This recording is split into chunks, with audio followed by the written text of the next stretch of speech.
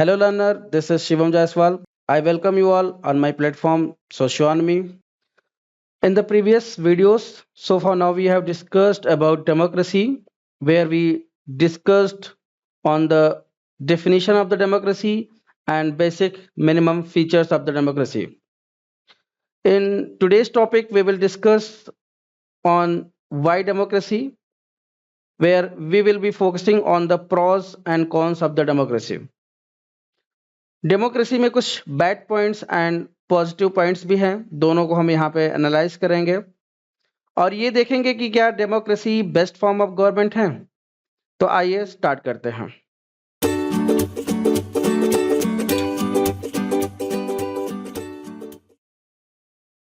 तो democracy as a form of government जो start हुआ था वो एथेंस से हुआ था। एथेंस कहाँ पड़ता है? ग्रीस। ग्रीस एक कंट्री है और वहाँ की लैंग्वेज है ग्रीक, है ना। उसी को यूनान भी बोलते हैं। सो ग्रीस की जो कैपिटल है एथेंस, वहां से डेमोक्रेसी की स्टार्टिंग हुई थी और वहीं के ग्रेट फिलोसोफर हैं सोक्रेट्स या सुकरात। उनके डिसाइपल हैं, शिष्य हैं प्लेटो। प्लेटो ने अपनी बुक रिपब्लिक में उन्होंने एक बात बोली है, डेमोक्रेसी के फ्लॉज के बारे में उन्होंने बताया है। अब इसे हम इस एग्जांपल से समझ सकते हैं। इसको रब करते हैं। सपोज ये है हमारी कोई शिप, है ना। हम इसे एक शिप मान लेते हैं। शिप में कुछ लोग बैठे हैं। कितने बैठे हैं? मान लीजिए 100 people. 100 people were sitting here.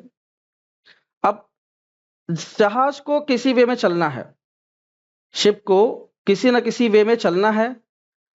तो अब कंट्रोलिंग जो है, जहाज अच्छे से कब चल पाएगी, अच्छे से सेल कब कर पाएगी? जब शिप में बैठने वाले सभी को कंट्रोलिंग दे दिया जाए, ऑप्शन ए। या ऑप्शन बी, सिर्फ जो एक्सपीरियंस हैं, जो स्किल्ड हैं, उनको ही सिर्फ ऑपरेट करने का या फिर कंट्रोलिंग करने का मौका दिया जाए। तो जाहिर सी बात है आप लोग ऑप्शन बी बोलेंगे। बट डेमोक्रेसी में हो क्या रहा है? डेमोक्रेसी में तो ऑप्शन ए चुना गया ना। डेमोक्रेसी में हर बंदे को, चाहे 18 इयर्स के अबव जैसे ही वो क्रॉस होता है, उसको राइट टू वोट है, वो इलेक्ट कर सकता है। On the name of democracy क्या पता है? बस उनको ये पता है कि हर 5 साल में एक बार लाइन में लग के इलेक्शन में पार्टिसिपेट करना है। डेमोक्रेसी को सिर्फ इतना ही वो समझ पाते हैं। बाकी जो नेशनल इश्यूज होते हैं, जो स्टेट इश्यूज होते हैं, उनके बारे में उनको कुछ भी आइडिया नहीं है। जो ये पॉलिटिकल लीडर्स होते हैं, ये मोबिलाइज करते हैं लोगों को और उसी के इशारे पे वो नाचते हैं। तो डेमोक्रेसी में फ्लॉज क्या क्या है, इसके बारे में हम डिटेल में स्टडी करते हैं। यहाँ पे सबसे पहला है leaders keep on changing. Leaders keep on changing in a democracy. This leads to instability. अब जरा ध्यान सुनिएगा। हमारे यहां हर 5 साल में एक बार इलेक्शन होता है और government on the basis of majority form होती है। अब चांसेस ये है कि 5 साल बाद गवर्नमेंट बदल जाती है। बट किसी भी कंट्री को अगर आपको इकोनॉमिक रूप से, सोशियो इकोनॉमिक रूप से आगे बढ़ाना है, तो एक विजन होता है, एक फ्यूचर होता है, एबिलिटी टू सी फ्यूचर। वो 5 साल में कंप्लीट नहीं होता है। उसके लिए हो सकता है 15 साल, 20 साल, 25 साल लग सकता है समय, 50 साल भी लग सकता है। बट अगर जैसे ही 5 साल बाद गवर्नमेंट चेंज होती है, तो वो विजन जो लेकर पिछली गवर्नमेंट चली थी, वो पूरी तरह से कोलैप्स हो जाता है। इसलिए कोलैप्स हो जाता है क्योंकि जो करंट गवर्नमेंट होती है, वो एग्जिस्टिंग गवर्नमेंट की पॉलिसीज को अडॉप्ट नहीं करती है, वो चेंज करना चाहती है क्योंकि उसके अलग माइंडसेट हैं। अब यहाँ पे आप देख पा रहे हैं कि चाइना में अथॉरिटेरिज्म है, बट इस मामले में वहां पे अच्छा है। जिस तरह से इकोनॉमिक डेवलपमेंट पिछले डेकेड्स में चाइना में हुआ है, वो अनबीटेबल है। वो अनबीटेबल है। पॉवर्टी को इरेडिकेट किया गया है। तो अब देखिए, ये मुद्दा है कि कौन सी बेस्ट फॉर्म ऑफ गवर्नमेंट है, लेकिन यह है कि डेमोक्रेसीज के फ्लॉज के बारे में हम यहाँ डिस्कस कर रहे हैं। डेमोक्रेसीज में कमियां तो बहुत हैं। कभी कभी क्या होती है, कोलिशन गवर्नमेंट बनती है। कोलिशन मतलब जब दो या दो से अधिक पॉलिटिकल पार्टी मिलकर गवर्नमेंट फॉर्म करती है, उस सिस्टम को कोलिशन सिस्टम कहते हैं, गठबंधन सरकार बोलते हैं। तो कभी कभी वो ऐसी गवर्नमेंट तो 5 साल तक चल नहीं पाते, 5 साल के पहले ही वो डिसॉल्व हो जाती है, गिर जाती है सरकार। जैसे इस बार कोलिशन गवर्नमेंट बनी है, बीजेपी अकेले मेजोरिटी नहीं पाई है। तो लीडर्स लगातार बदलते रहते हैं, पॉलिसीज लगातार बदलती रहती है, और बर्बाद होता है सिर्फ लोगों का पैसा। आपने ध्यान दिया होगा ना कि जैसे ही सरकारें बदलती हैं, सबसे पहले ये डिस्ट्रिक्ट के नाम बदलने लगते हैं, तो कहीं पे ड्रेस कोड बदलते हैं, कलर कोड बदलते हैं, सारा पैसा इसी में वेस्ट होता है। अगर दूसरे पॉइंट की बात करें, so democracy is all about political competition and power play. ध्यान सुनना, पावर प्ले। जितनी भी पॉलिटिकल पार्टी हैं, हमारे यहाँ तो मल्टी पार्टी सिस्टम है, ये चॉइस के लिहाज से बहुत अच्छा है, लेकिन मोरालिटी नहीं है। क्यों नहीं है? क्योंकि each and every political parties का जो एम है वो सिर्फ है पावर को एक्सेस करना। अब उस पावर को एक्सेस करने के लिए ये किसी हद तक जा सकते हैं, क्योंकि कंपटीशन है और देश का भला करना है, ये मकसद नहीं है। वो उनको सिर्फ एक ही एम है, पावर को एक्सेस करना है। तो इसके लिए क्या होता है, मोरालिटी का कोई ऑर्डर नहीं होता, पूरी तरीके से करप्शन होता है। जितना हो सकता है उतना मनी पावर का यूज किया जाता है, मसल पावर का यूज किया जाता है, जस्ट टू सिक्योर पावर। और तीसरा, अगर हम डेमोक्रेसी के फ्लॉज के बारे में बताएं, तो so many people have to be consulted in a democracy that it leads to delay. अब डेमोक्रेसी में कोई भी डिसीजन होता है तो उसका एक प्रोसीजर है, उसको फॉलो करना पड़ता है, उसमें डिस्कोर्स होता है, डिस्कशन होता है, लोकसभा में, राज्यसभा में, फिर प्रेसिडेंट का कंसेंट होता है। मतलब फास्ट फॉरवर्ड में कोई डिसीजन नहीं लिया जा सकता। अगर कहीं पे मोनार्की है, एरिस्टोक्रेसी है, या फिर अथॉरिटेरिज्म है, तो वहां पर डिसीजन क्विकली लिया जा सकता है। बट हमारे इंडिया में ये पॉसिबल नहीं है, या फिर जहां जहां डेमोक्रेसी है वहां ये पॉसिबल नहीं है। बट ये अच्छा भी है, इसके पॉजिटिव पॉइंट्स भी है, हम अभी एडवांटेज सेक्शन में देखेंगे इसको। Another point is elected leaders don't know the best interest of the people. It leads to the bad decisions. अब आपके एरिया से जो भी रिप्रेजेंटेटिव इलेक्ट होके पार्लियामेंट में या लेजिस्लेटिव असेंबलीज में गए हैं, वो फिर दोबारा कभी आपके एरियाज में नहीं आए होंगे। तो उनको आपके जो लोकल इश्यूज होते हैं, जो लोकल प्रॉब्लम होती है, उसके बारे में उनको पता ही नहीं होता, क्योंकि वो सिर्फ एक बार ही आते हैं जब उनको वोट लेना होता है। मोर ओवर, हमें आपको लगता है कि वो हमारा रिप्रेजेंटेशन कर रहे हैं, हमारे बिहाफ पे पार्लियामेंट में जाके रूल्स एंड रेगुलेशंस को फॉर्मुलेट कर रहे हैं, बट रियलिटी में डेमोक्रेसी में होता क्या है कि ये जो रिप्रेजेंटेटिव हैं, ये अपनी पॉलिटिकल पार्टी से ही अटैच हो जाते हैं।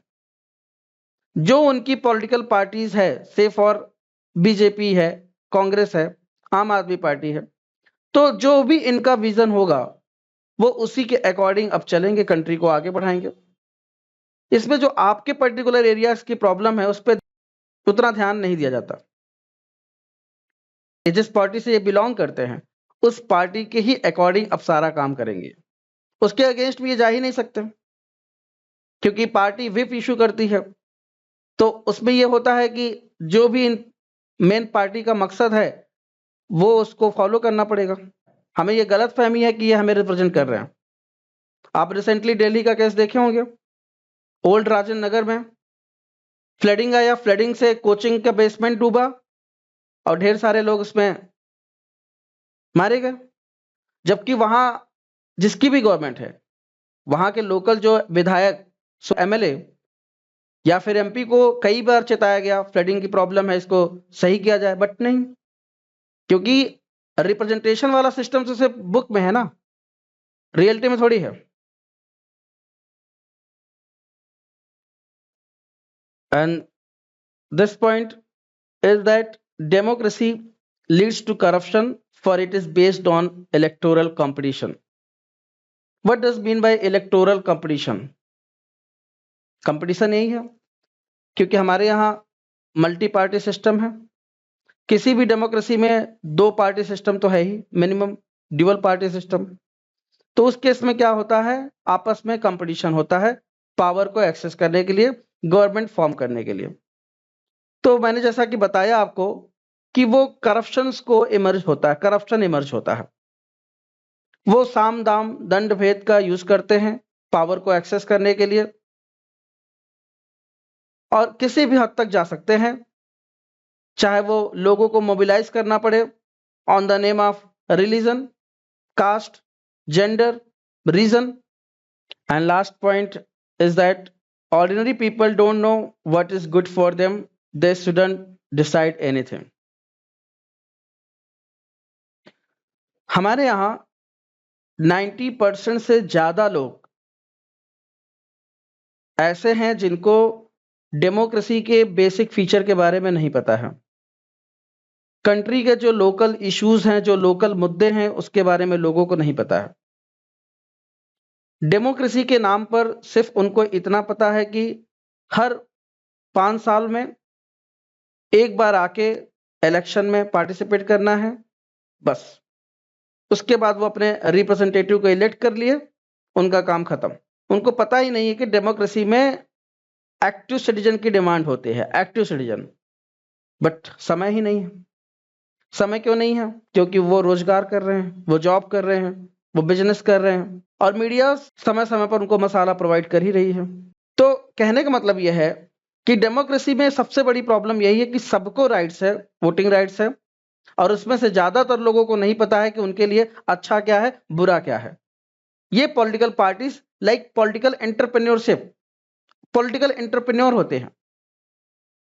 ये जनता को जो चाहिए होता है उसी का पॉलिटिकल गेम खेल के वोटिंग बैंक तैयार करते हैं।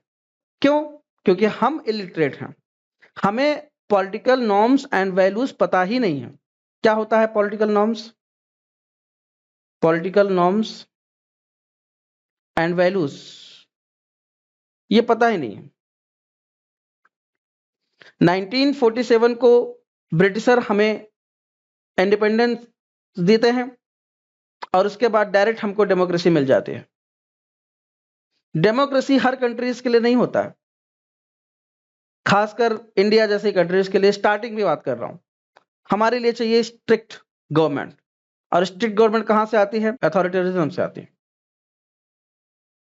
स्टार्टिंग में धीरे धीरे सुभाष चंद्र बोस भी डेमोक्रेसी को इंडिया के लिए बहुत हद तक सही नहीं मानते थे। उनका यह मानना था कि पहले हमारे यहाँ एक अथॉरिटेरिज्म टाइप ऑफ गवर्नमेंट हो, उसके बाद डेमोक्रेसी को धीरे धीरे धीरे धीरे स्टार्ट किया जाए, तब तो लोगों को पता चलेगा डेमोक्रेसी की वैल्यूज। अभी फॉर ग्रांटेड लेते हैं कि हाँ, हम खुद से सेटिस्फाई होते हैं कि डेमोक्रेसी में जो पावर है वो हमारे पास है, बट क्या हमारे पास वाकई में पावर है? क्या 5 साल बाद आप किसी को अगर इलेक्ट नहीं करते हो, 5 साल बाद आपको फोर्स किया जाता है कि आपको किसी न किसी को इलेक्ट करना है, क्योंकि ये सिस्टम ही बना है इस तरह से। बट हम खुश हैं कि इक्वलिटी है, पॉलिटिकल इक्वलिटी है। क्या आप इलेक्ट होके कंट्री का लीडर्स बन सकते हैं आज के समय में? नहीं। आपके पास मसल पावर होनी चाहिए, मनी पावर होनी चाहिए। चलिए, हम लोगों ने डेमोक्रेसी के कुछ नेगेटिव पॉइंट्स देखने के बाद अब पॉजिटिव पॉइंट्स देखते हैं। Y democracy? इतनी सारी प्रॉब्लम्स होने के बावजूद भी democracy is still best form of government. Problems है, प्रॉब्लम्स को हमें सॉर्ट आउट करना है, इसीलिए तो हमने पढ़ाया है। लेकिन अभी भी जितने भी फॉर्म ऑफ गवर्नमेंट हैं, चाहे वह एरिस्टोक्रेसी है, प्लूटोक्रेसी हो, मोनार्की हो, डिक्टेटरशिप हो, एवरी फॉर्म ऑफ गवर्नमेंट में जो हम सबसे बेस्ट फॉर्म ऑफ गवर्नमेंट अगर देख पा रहे हैं वो डेमोक्रेसी ही है। क्यों है democracy? What are the advantages और मेरिट्स ऑफ द डेमोक्रेसी? ये आप देख पा रहे हैं। इसको हम वन बाय वन डिटेल में स्टडी करेंगे। सो पहला पॉइंट है, a democratic government is a better government because it is a more accountable form of government. अब आपकी बुक में एक एग्जाम्पल के थ्रू समझाया गया है, हालांकि इसके और भी अच्छे एग्जाम्पल दिए जा सकते हैं। ये बहुत रिलायबल तो नहीं है, बुक में दिया है, बता दे रहा हूं। चाइनाज में फेमाइन हुआ था, अकाल पड़ा था, भुखमरी हुई थी। कब? 1958 से लेकर 1961 के बीच में। और इसमें लगभग 30 मिलियन पीपल डाइड, मतलब 3 crore people perished. World most dangerous recorded famine ये रहा है। अब उसी समय बगल में हम भी हैं, इंडिया भी है। अब इंडिया में इस तरह की प्रॉब्लम नहीं हुई, बावजूद कि हमारी जो इकोनॉमिक पोजीशन थी वो बहुत अच्छी नहीं थी, लगभग इक्विवेलेंट थी, चाइना के इक्विवेलेंट थी। तो हमारे यहाँ इस तरह से एडवर्स सिचुएशन क्यों नहीं आई, चाइना में क्यों आई? कुछ इकोनॉमिस्ट ने ये सुझाव दिया कि ये कहीं ना कहीं डिफरेंट फॉर्म ऑफ गवर्नमेंट की बदौलत है, क्योंकि चाइना में है अथॉरिटेरियन गवर्नमेंट, हमारे यहाँ है डेमोक्रेसी। चाइना में सिर्फ एक ही पॉलिटिकल पार्टी है, that is communist party of China, और हमारे यहाँ मल्टी पार्टी सिस्टम है। तो अगर हमारे यहाँ मल्टी पार्टी सिस्टम है तो अपोजिशंस भी हैं। अपोजिशंस हैं तो वो जब भी रिस्पॉन्ड करेंगी, क्रिटिक करेंगे किसी इशू को लेकर, तो जो गवर्नमेंट होगी वो उसके लिए अकाउंटेबल होगी, उसके लिए जवाबदेह होगी, रिस्पॉन्सिव बनेगी, रिस्पॉन्ड करेगी। तो existence of democracy in India made the Indian government respond to food scarcity in a way that the Chinese government didn't. अब हमारे यहाँ फूड स्कार्सिटी को लोगों ने क्रिटिक किया तो गवर्नमेंट ने उसको रिस्पॉन्ड किया। उस समय जवाहरलाल नेहरू प्राइम मिनिस्टर थे, उन्होंने बहुत अच्छे तरीके से रिस्पॉन्ड किया। Democracy is better than any other form of government in responding to the needs of the people. ये बात सच है कि अगर डेमोक्रेसी के अलावा कोई भी अदर फॉर्म ऑफ गवर्नमेंट होगी तो आपकी जो नीड होगी उस पर रिस्पॉन्ड करे या ना करे, ये उसकी पूरी डिस्क्रिशनल पावर होगी। बट डेमोक्रेसी में हम फोर्स कर सकते हैं, हम रैलीज निकाल सकते हैं, हम प्रोसेशन निकाल सकते हैं, हम मूवमेंट लॉन्च कर सकते हैं। दूसरी बात, हम 5 साल बाद इतना तो है कि हम उस गवर्नमेंट को हटा सकते हैं, और इस बात का डर उस गवर्नमेंट को है, तभी वो आपके प्रति अकाउंटेबल है, तभी वो आपके प्रति रिस्पॉन्सिव है। तो नॉन डेमोक्रेटिक गवर्नमेंट में can respond to the people needs, but it's all depends on the wishes of the people who rule. A democracy requires that the rulers have to attend to the needs of the people. So the first point is very much clear. A democratic government is a better government because it is a more accountable form of government. आज अगर country में कुछ भी problem हो रही है, से for any problem, चाहे वो क्राइम रेट बढ़ रहा हो, चाहे वो पॉवर्टी हो रही है, चाहे वो अनएम्प्लॉयमेंट बढ़ रहा है, who is going to bear the responsibilities? It is obvious है गवर्नमेंट। हम गवर्नमेंट के ऊपर ही क्वेश्चन करेंगे। अपोजिशन पार्टीज इसीलिए होती है कि जो भी कंट्रीज के फेलोर होते हैं वो जनता के सामने लाया जाता है। बट हमारे यहाँ क्या है, हम अपोजिशन पार्टीज को ही मॉकिंग करते हैं। ये सबसे बड़ी दुर्भाग्य है, डेमोक्रेसी इलिटरेसी है। Democracy is based on consultation and discussion. आपने इसे नेगेटिव पॉइंट्स में भी देखा था, जिसपे ये था कि डिसीजन लेने में बहुत डिले होता है। मैंने बात किया था, बताया भी था कि इसका पॉजिटिव पॉइंट्स है। क्यों पॉजिटिव पॉइंट्स है बेटा? क्योंकि when a number of people put their heads together they can point out the possible mistakes in any decisions. अगर एक ही व्यक्ति क्विकली डिसीजन लेता है तो बहुत चांसेस है कि रिस्पॉन्सिबल डिसीजन लिया जा सकता है, गलत डिसीजन लिया जा सकता है। लेकिन अगर किसी भी डिसीजन में, चाहे वो कंट्री को रूल करने में हो या फिर फैमिली का कोई डिसीजन हो या फिर ग्राम सभा का कोई डिसीजन हो, जितना उसमें आप टाइम लेंगे, जितना आप उसमें डिस्कशन करेंगे, डिस्कोर्स करेंगे, टाइम लेकर प्रॉपर अच्छे से एनालाइज करके डिस्कशन करने में पॉसिबिलिटी है कि मिस्टेक्स होने के चांस कम से कम हो जाएंगे या फिर बहुत मिनिमाइज हो जाएंगे। तो डेमोक्रेसी में क्या है, हमारे यहाँ ढेर सारा डिस्कशन है। इस वजह से democracy improve the quality of decision making. Authoritarian government में क्विकली डिसीजन लिया जा सकता है, डिक्टेटरशिप में तुरंत, मोनार्की में भी तुरंत वचन ही है शासन। Hence, democracy is better form of government. Another important advantage of democracy is democracy provides a method to deal with differences and conflict. Differences and conflict. Differences किस बेस पे हमारे यहाँ? हमारे यहाँ अलग अलग रीजन वाले लोग हैं, अलग अलग लैंग्वेज के लोग हैं, अलग अलग कास्ट के लोग हैं, अलग अलग रेस है, तो अलग अलग ओपिनियन भी होगा, डिफरेंस ऑफ ओपिनियन भी होगा, इंटरेस्ट भी होगा। अगर सिर्फ डिफरेंस रहे it's okay fine, but the problem is that clashing होता है। एक का इंटरेस्ट, एक का ओपिनियन दूसरे के इंटरेस्ट के साथ कोलैप्स करता है, क्लैश करता है। इस कंडीशन में बहुत चांस है कि पावरफुल जो ग्रुप होगा वो सप्रेस कर देगा लेस पावरफुल पीपल के इंटरेस्ट को। धीरे धीरे फिर क्या होगा, सोसाइटी में रिजेंटमेंट आएगा, अनहैप्पीनेस आएगी और हो सकती है कि सोसाइटी में अलगाववाद हो जाए, सेशनिस्ट ग्रुप थोड़ा सा प्रभावी तरीके से काम करेंगे। बट डेमोक्रेसी में क्या होता है, डेमोक्रेसी में ये डिफरेंट ग्रुप पिछले 70 साल से इंडिया में तो बहुत पीसफुली तरीके से रहते आए हैं। क्यों रहते आए हैं? क्योंकि यहाँ पे कोई परमानेंट लूजर नहीं होता है, परमानेंट विनर नहीं होता है। डेमोक्रेसी में जितने भी पॉलिटिकल ऑफिस को होल्ड करने वाले मिनिस्टर्स होते हैं, इन सब को फॉलो करना पड़ता है रूल ऑफ लॉ। क्या फॉलो करना पड़ता है? Rule of law.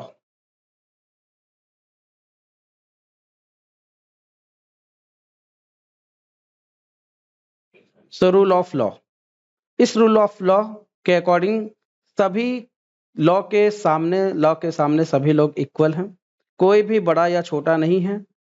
क्यों? क्योंकि हमारे यहाँ जो जस्टिस की देवी हैं क्या है, कानून आंखों पे पट्टी बांधी है ना। कोई भी डोमिनेंट ग्रुप हो, कोई भी पावरफुल ग्रुप, कोई भी पावरफुल पीपल हो, कानून के सामने सब बराबर हैं। ठीक है बेटा, डेमोक्रेसी में क्या होता है? रूल ऑफ लॉ होता है, रूल बाय लॉ नहीं होता है, ध्यान देना, rule by law.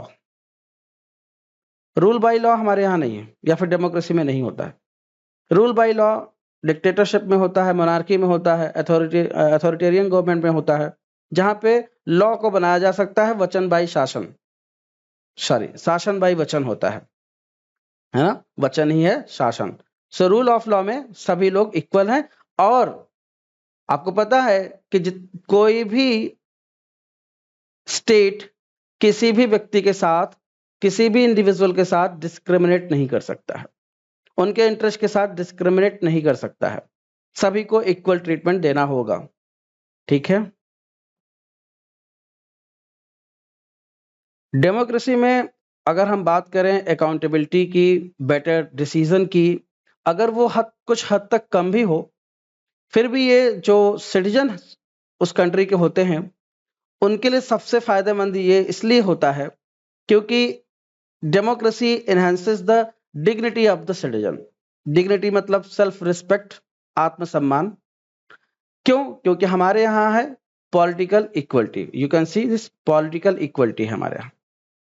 On recognizing that the poorest and least educated has the same status as the rich and the educated, तो हमारे यहाँ सबको वोटिंग राइट्स इक्वली अवेलेबल हैं, हमारे यहाँ पॉलिटिकल राइट्स इक्वली अवेलेबल है, इसमें कोई डाउट नहीं है। So poor peoples are not subject of a ruler, rather they are rulers themselves because they are equally participating in the elections and they have say while electing their representative. That's why democracy is a better form of government whatever the options till now we have available. Okay. So there is no guarantee that mistakes cannot be made in the democracy. Mistakes तो हर form of government में possible है, mistakes तो हो ही सकता है, but democracy में एक room है, एक स्पेस है, क्या? पब्लिक डिस्कशंस का, क्रिटिक्स का।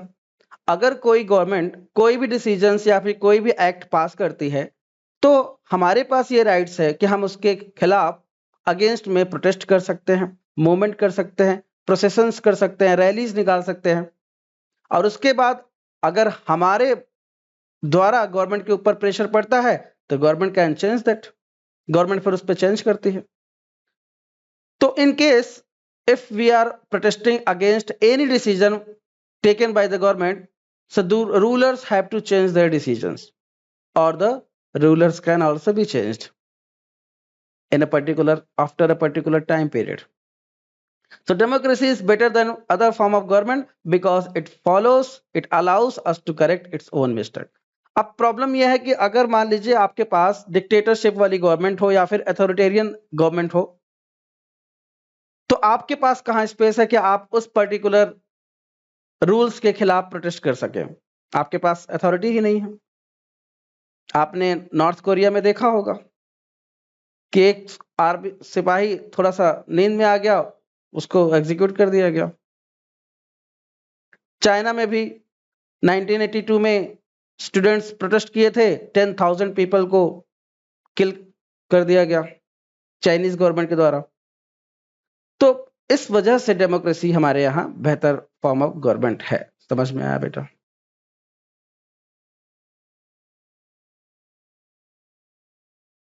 ठीक है, तो हमने डेमोक्रेसी को अभी as a form of government ही समझा है, और बेसिक मिनिमम फीचर्स के बारे में भी समझा कि क्या क्या बेसिक बेयर मिनिमम फीचर होने ही चाहिए in order to be called as a true democratic countries. But आज जो कॉमन फॉर्म ऑफ डेमोक्रेसी है वो है रिप्रेजेंटेटिव डेमोक्रेसी। सबसे ज्यादा कॉमन फॉर्म क्या है? Representative democracy. रिप्रेजेंटेटिव डेमोक्रेसी क्या होती है? जिसमें हम अपने रिप्रेजेंटेटिव को सेंड करते हैं पार्लियामेंट में। ये हमने फर्स्ट वीडियोस में अच्छे से डिस्कस किया है। अगर आपने अभी तक नहीं देखा है तो आई बटन में शेयर कर दूंगा, आप रिकमेंडेड है कि पहले आप उसे देखिए, उसके बाद इस वीडियोस को देखिए। तो रिप्रेजेंटेटिव डेमोक्रेसी हमारे यहाँ इसलिए प्रचलन में है, हर जगह हर पूरे वर्ल्ड में रिप्रेजेंटेटिव डेमोक्रेसी ही प्रिवेलेंट है। उसका वजह क्या है?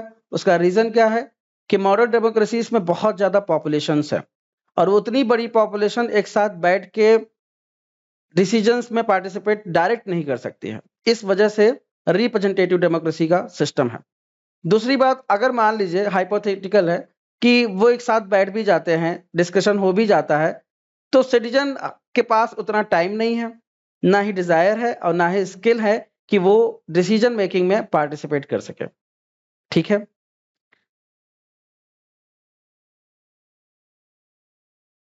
डेमोक्रेसी जो अभी आप मीनिंग के बारे में समझे हैं, किस तरह से वो किस वर्ड से मिलके बना है, ग्रीक वर्ड से मिलके बना हुआ, डेमोस एंड क्रेटोस या फिर क्रेशिया। डेमोक्रेसी के मायने बहुत व्यापक हो गए हैं। Democracy is not only a form of government, rather it's like a principle organizations. Democratic decisions involve consultations with and consent of all those who are affected by that decisions. So ये democracy हर जगह use हो रहा है, चाहे वो families हो, चाहे societies हो, इवन पॉलिटिकल पार्टी के अंदर भी डेमोक्रेसी के बारे में चर्चा की जाती है कि हमारा डिसीजंस डेमोक्रेटिक सिस्टम पे होना चाहिए, है ना? So democracy is also a principle that can be applied to any sphere of life. Sometimes we use the word democracy not to describe any existing government, but to set up an ideal standard that all democracies must aim to become. तो हम अब democracy के जो meaning है वो government से कहीं ज्यादा बियॉन्ड ले जाते हैं। हम इसे एज एन आइडियल की तरह भी शो करते हैं। जैसे रियल डेमोक्रेसी तब है जब democracy will come to this country when no one goes hungry to bed. भूखा कोई भी बेड पर सोने ना जाए, तब डेमोक्रेसी आएगी। रियल डेमोक्रेसी तब आएगी जब सब इक्वल हो जाएंगे, सबके पास इक्वल अपॉर्चुनिटीज हो जाएगी। है ना? तो it enables us to judge an existing democracy and identify its weakness. तो अब हम true democracy and bad democracy के बारे में बात करते हैं। डेमोक्रेसी तो है ही, अब हम इन आइडियल्स के साथ हम और भी अच्छे से कंपेयर कर पाते हैं कि पहली गवर्नमेंट और ज्यादा डेमोक्रेटिक थी या फिर अब की गवर्नमेंट ज्यादा डेमोक्रेटिक है ना? डेमोक्रेसी यही है, देखो, it helps to distinguish between a minimal democracy and good democracy. तो गुड डेमोक्रेसी तब आएगी जब हम और ज्यादा डेमोक्रेटिक प्रिंसिपल को इन्वॉल्व करेंगे। डेमोक्रेटिक प्रिंसिपल क्या है कि हम हर डिसीजन के पहले कंसल्टेशन करें और कंसेंट लें, किसका? जिसके ऊपर वो डिसीजन सबसे ज्यादा इफेक्टिव होगा। घर में भी कुछ फैमिली मेंबर्स ऐसे होते हैं कि अगर कुछ बड़ा काम करना होता है तो वो घर के परिवार के सदस्य की राय लेते हैं। क्यों ऐसा होता है? क्योंकि कहीं ना कहीं वो परिवार के सारे मेंबर्स अफेक्टेड होंगे उस डिसीजन से, शायद जो वो लेने जा रहे हैं। ओके, डेमोक्रेसी के बारे में आपने बहुत कुछ पढ़ लिया, समझ भी लिया। लास्ट पॉइंट ये समझना है कि डेमोक्रेसी सिर्फ मिनिमम कंडीशन प्रोवाइड करता है, बाकी इनहेंस करने का, डेमोक्रेटिक प्रिंसिपल को इनहेंस करने की जिम्मेदारी सिटीजन के पास ज्यादा है। अगर सिटीजन अवेयर हो गए अपने फंडामेंटल ड्यूटीज के प्रति, अपने राइट्स के प्रति, सोशल इश्यूज के प्रति, नेशनल इश्यूज के प्रति, तो जो लीडर्स होंगे वो ऑटोमेटिकली रिस्पॉन्सिबल हो जाएंगे। मैंने पहले ही बताया है आप लोगों को, the political leaders are just like a political entrepreneur, they are businessman, nothing else. तो whatever the demand we will create, they will try to fulfill that demand just because they need to form their government. वो अपनी political party की government अगर बनाना चाहेंगे तो आपके ही demand को वो पिक करेंगे, और आपकी जो डिमांड होगी वो रेशनल थॉट पे होनी चाहिए। हमें अपना वोट सावधानी के साथ देना चाहिए। ये नहीं कि हम रिलीजन के नाम पे वोट दें, कास्ट के नाम पे वोट दें, रीजन के नाम पे वोट दें। हर एक पॉलिटिकल पार्टी जब किसी भी मेंबर्स को नॉमिनेट करती है तो उसका बैकग्राउंड, उसका बायोडेटा पूरी तरीके से पब्लिक फोरम में अपडेट किया जाता है। तो हमें इलेक्शंस के पहले हमारी ये नैतिक जिम्मेदारी बनती है कि हम उसके पर्सनल बायोडेटा को अच्छे से देखें। क्या उसने कोई क्राइम किया है, कितने FIR दर्ज हैं, क्या एजुकेशन बैकग्राउंड है, इन सबको स्क्रूटनी करने के बाद ही हमें वोट देना चाहिए। आप सिर्फ पॉलिटिकल पार्टी को देखेंगे वोट देने के समय, या तो आप अपने लोकल रिप्रेजेंटेटिव को देखेंगे? आप बताइए, हमारी नैतिक जिम्मेदारी क्या है? अगर आप सपोज ये हमारा इंडिया है, अब आप इस एरिया के हैं, कोई पॉलिटिकल पार्टी है ए, अगर इसको कंटेस्ट करना है इलेक्शन, यहां से अगर वो किसी भी मेंबर को टिकट दे रही हैं तो उसका बैकग्राउंड मायने रखता है या फिर ये पॉलिटिकल पार्टी मायने रखती है? इसका जवाब आप खुद सोच के बताइएगा। ठीक है, चलिए, थैंक यू सो मच।